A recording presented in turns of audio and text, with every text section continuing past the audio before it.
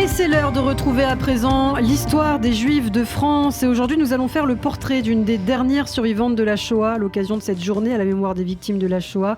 À presque 98 ans, nous allons parler de Ginette Kolinka qui continue de témoigner inlassablement, notamment dans les collèges et les lycées, sur ce qu'elle a vécu pendant la Seconde Guerre mondiale, pour ne jamais oublier tout simplement ce que fut cette tragédie, ce crime contre l'humanité qui a fait 6 millions de morts. Ginette Kolinka, c'est une passeuse de mémoire et chaque prise de parole de sa part transmet un morceau d'histoire pour le futur. Christophe, nous allons donc raconter sa vie et c'est à Paris qu'elle voit le jour le 4 février 1925 de son vrai nom, Ginette Cherkassky. Et elle naît dans le 11e arrondissement. C'est alors un quartier très populaire, plus précisément rue d'Angoulême, qui deviendra plus tard la rue Jean-Pierre Timbaud. Timbaud étant un résistant de la Seconde Guerre mondiale. Le quartier est si populaire qu'il y a même des rats dans son immeuble. Son père, Léon Cherkassky, d'origine ukrainienne, est tailleur. Il dirige un petit atelier de fabrication d'imperméables. Sa mère, Berthe Ferstin, elle naît en Roumanie, est femme au foyer et illettrée.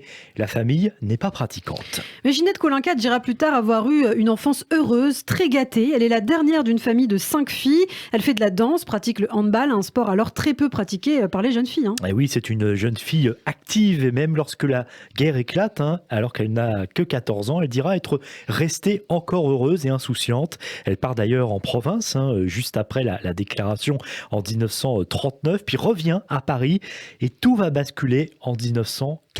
Son père ne peut plus travailler. Il faut porter les toiles jaunes avec son petit frère Gilbert et ses 5 sœurs. Ginette ne peut plus aller au jardin, ni au cinéma, ni à la piscine. C'est l'entrée en vigueur, bien sûr, depuis plusieurs mois des dispositions anti-juives prises par le régime de Vichy.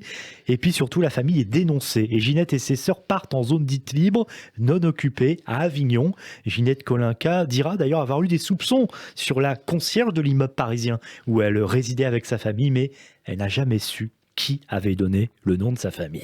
Le 13 mars 1944, la Gestapo arrête Ginette, son père, son petit frère Gilbert qui a alors 12 ans et son neveu qui lui en a 14. Sa mère, souffrante, elle, n'est pas arrêtée et ses sœurs sont absentes à ce moment-là.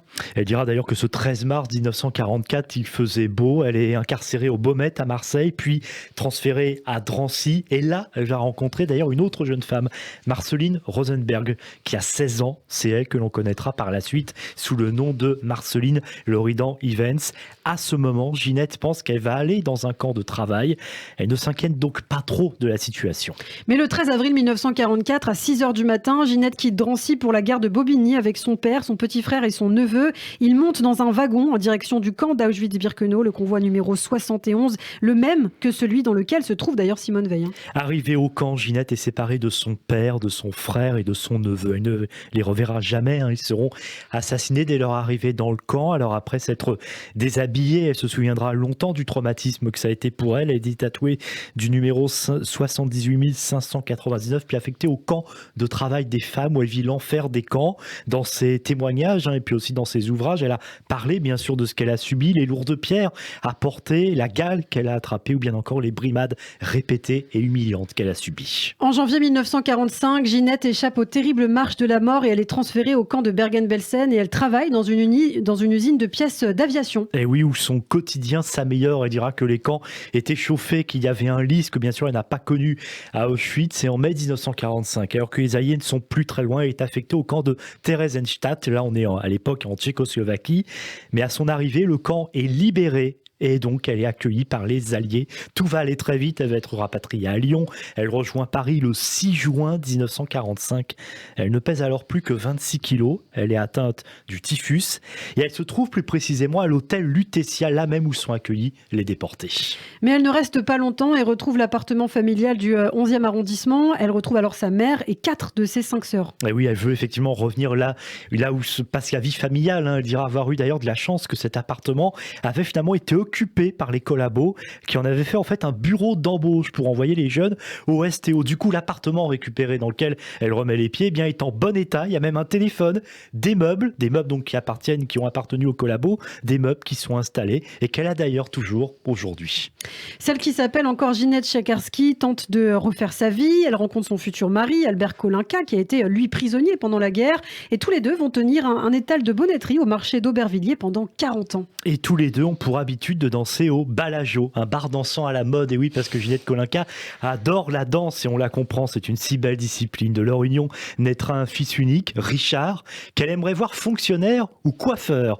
Le mari de Ginette Kolinka se renseigne pour que le jeune homme soit pris en apprentissage dans un salon de coiffure tenu par des amis. Mais lorsque le jeune Richard, qui comme tous les ados a peut-être pas trop envie de faire ça, apprend qu'il faut faire le ménage, là il dit c'est non, il fait demi-tour. Ce ne sera donc pas la coiffure, mais bien sûr, Richard Kolinka, la musique. Il ne pense qu'à ça, Richard, qui sera donc le batteur du fameux groupe Téléphone. Et c'est d'ailleurs dans la cave de l'appartement parisien de Ginette, donc rue Jean-Pierre Timbaud, que la bande répète en 1976. Et la suite, on la connaît, hein. Immense succès pour Téléphone. C'est donc une maman très fière qui collectionne les disques d'or. Pendant des années, Ginette Kolinka ne dira rien de ce qu'elle a vécu dans les camps et tout va changer après avoir vu la liste de Schindler de Steven Spielberg. En 2000, devenue veuve, elle pousse la porte d'une association d'anciens déportés. Et il faudra un jour qu'on parle effectivement de l'importance de ce film, hein, dans ce qu'a été effectivement la libération des témoignages.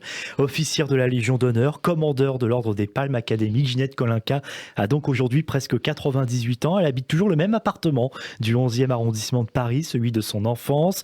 Pendant des années, elle a accompagné des collégiens et des lycéens dans les camps qu'elle a connus pendant la Shoah. Mais aujourd'hui, elle l'admet elle-même, elle est trop fatiguée pour effectuer ses déplacements. Et Ginette Kolinka continue en tout cas de témoigner. Comme elle le dit, la déportation est une pièce invisible, je cite, dans laquelle on retourne tout le temps. Oui, la déportation est une pièce invisible dans laquelle on retourne tout le temps. C'est une très jolie formule. Et depuis plusieurs années, bien qu'elle se dise gênée de parler, car tant d'amis de déportés ne sont jamais revenus, eh bien, elle se rend d'elle-même en métro ou en train un peu partout en France, dans les collèges et les lycées pour témoigner. Et elle est revenue sur l'importance de ses prises de parole sur France Inter cette semaine au micro de Sonia De Villers. J'avoue franchement, tant que je pourrai le faire, je continuerai à le faire. C'est pas que je suis heureuse de raconter, mais je rencontre des personnes très très intéressantes, les professeurs. Oui. Et en plus les professeurs, tous mes camarades qui sont encore survivants, c'est eux qui vont prendre la relève. Oui. Et puis les élèves qui nous écoutent. Même s'il y en a qui auront oublié ce qu'on leur a raconté, mais je crois quand même que admettons, je vois 400 élèves dans la semaine, peut-être, hein, plus, moins, eh bien, il y en aura, même s'il y en a que 25 qui s'en rappelleront, eh bien, ces 25, ça circulera. Ginette Kolinka au micro de France Inter cette semaine à une classe de 3e. Elle a dit une fois, levez la main, ceux qui ont moins de 15 ans. Les enfants ont levé la main. Pour qu'ils se rendent compte que c'était la déportation, elle leur a dit « Vous êtes morts ». Oui, car les moins de 15 ans étaient en effet assassinés dès leur arrivée à Auschwitz. Ginette Kolinka est aujourd'hui l'une des dernières survivantes de la Shoah et ces jours-ci d'ailleurs paraissent 2 ouvrages là concernant, Christophe. Eh oui, je pense qu'on aura l'occasion d'en reparler. D'abord, Une vie heureuse chez Grasset, ouvrage écrit en partenariat avec la journaliste Marion Ruggieri et dans lequel Ginette Kolinka fait visiter les pièces de son appartement parisien et forcément les souvenirs remontent à nain. Et puis la bande dessinée d'une étudiante de Brest, ça je pense que vous en reparlerez, Ilana, Aurore Donte, Ginette Kolinka, récit d'une rescapée d'Auschwitz aux éditions des Ronds dans l'eau.